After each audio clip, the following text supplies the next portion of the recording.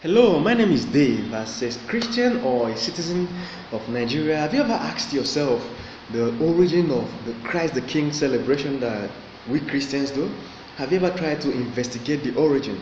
There was a war between 1926 and 1929 in Mexico that so many people died. It was a bloody war. 250,000 people died, and then it was in the middle of that war, and because of that war, that Pope Pius XI uh, instituted the Christ the King celebration.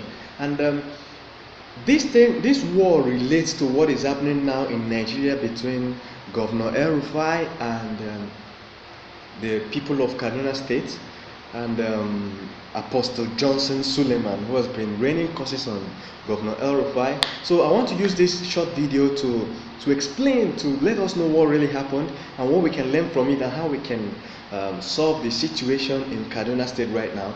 Okay, in 1924, a president came on, was appointed. His name is Plutarco Calle.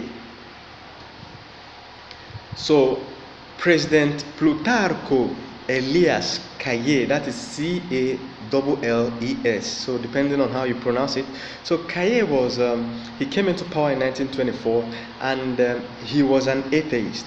He doesn't believe in any religion. But then he realized that the church has so much control over the state.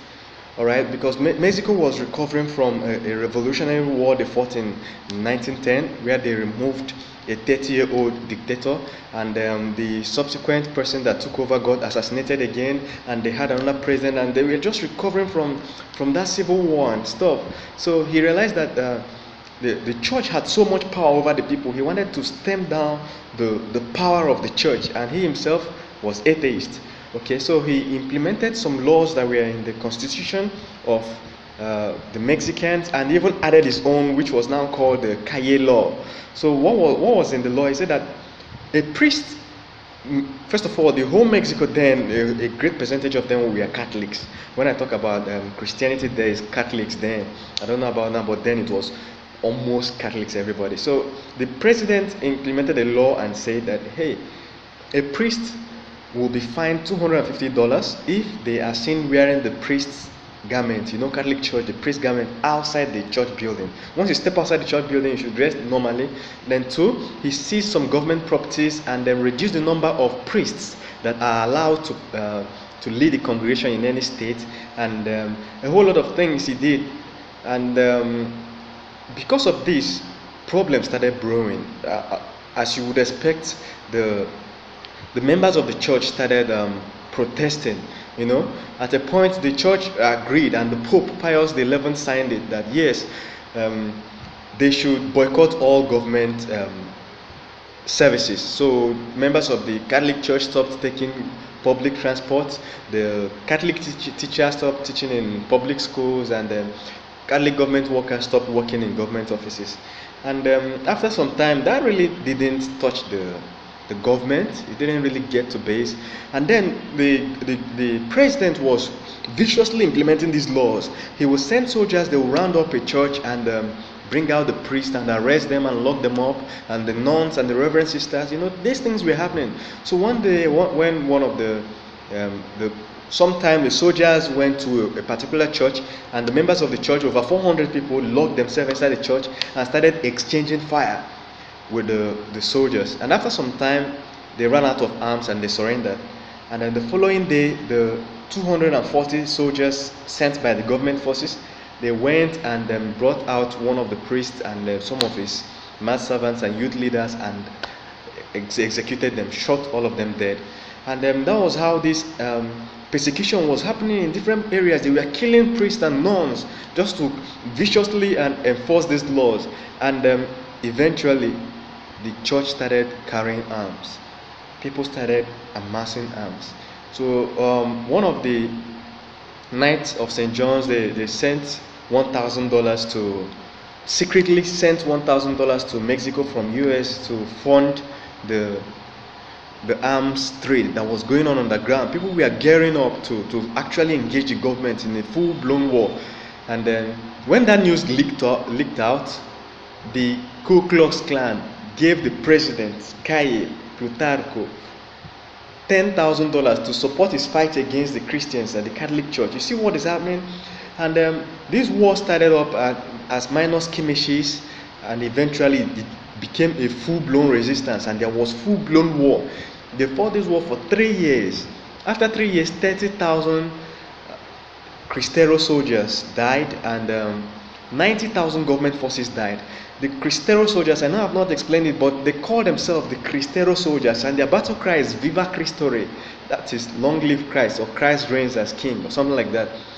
Okay, so that was when the Pope started issuing out letters and write-ups to write against the government and to encourage them to be at peace, and encourage them to pursue the path of peace. And in 1925, 1926, the Pope instituted the Christ the King celebration. Because of that, Viva Cristore. They called themselves the Cristero Army. That was what the rebels called themselves, or the people, the Catholic Church backed rebels called themselves the Cristero Army. And that war was called the Cristero War, or La Cristiada. So that was how this thing started, and there was war for 3 years. They were fighting this war, and people were dying. Everything halted in the state. You know what a war is? At the end, the total body count was 250,000 people that died. More people were even caught in the crossfire than the people that actually engaged in the fire. So a lot of priests, a lot of nuns actually took up the fire. These were Catholic priests and nuns. They were the ones leading the battle. So after some time in 1928, the U.S. ambassador came in and brokered peace, because the tenure for Plutarco was finishing. It was a 4-year tenure. It was finishing to 1928. So he was brokering peace, and then the tenure finished. He handed over to another president. The new president he was handing over was a president that has ruled Mexico in the past, and many Christians there believed that this president will be controlled by Kaye, and he was going to continue the persecution that Kaye started.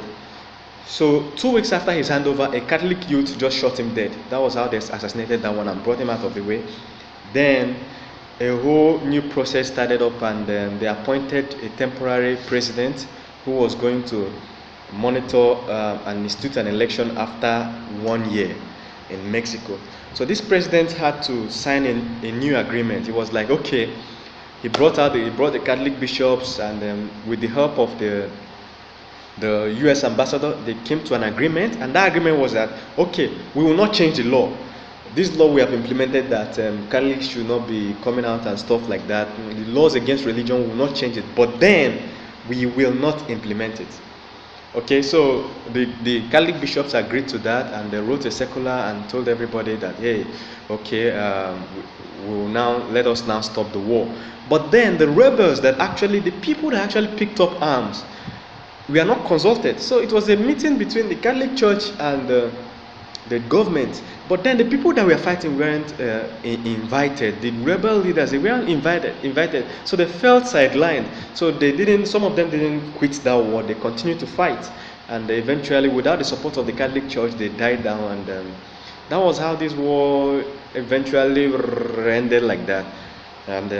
But the persecution of Christians continued, because the government forces over some time, up until 1940, that persecution continued, because the conditions on which it was terminated, the war, wasn't clear to many people. So some government soldiers kept on persecuting priests along the line, depending on their interpretation of the war or what the new terms of agreement was. So continued till up to 1940 before everything finally died down. Then in 1992, the Mexican government finally agreed and removed that particular section of the law.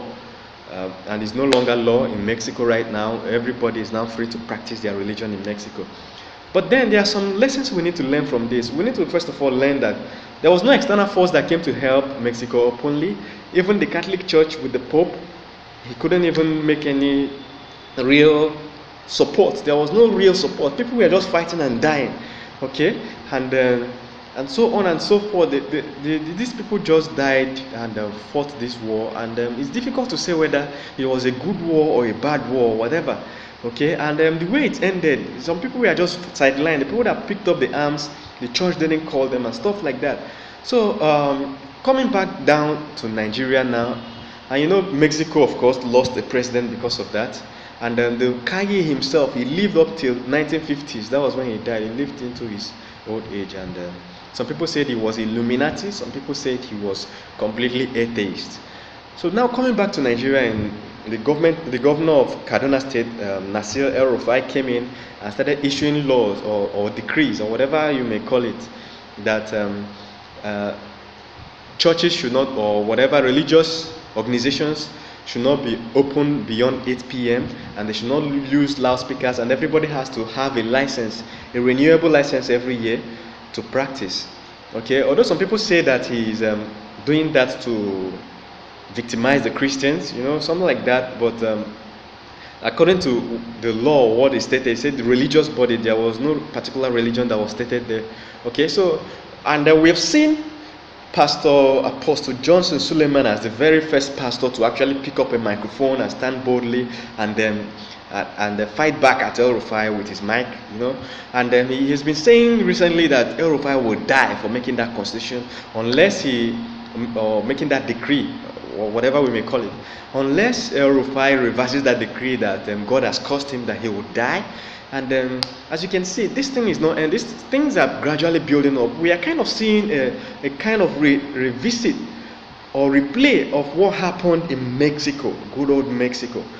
We are seeing a replay of what happened. So if we're not careful, we'll end up in the kind of thing that happened in Mexico. So I'm encouraging everybody with this video, the people of Kaduna State, the government, the governor, and the whole religious bodies to approach this situation wisely, so that we don't engage or we don't encounter, we don't see a review of what happened in Mexico in the Cristero war. All right, thank you very much. My name is Dave, partner Ozalo, and like and share this video until the right person see it. All right, and we pray for a peaceful country. Thank you very much. See you in the next video.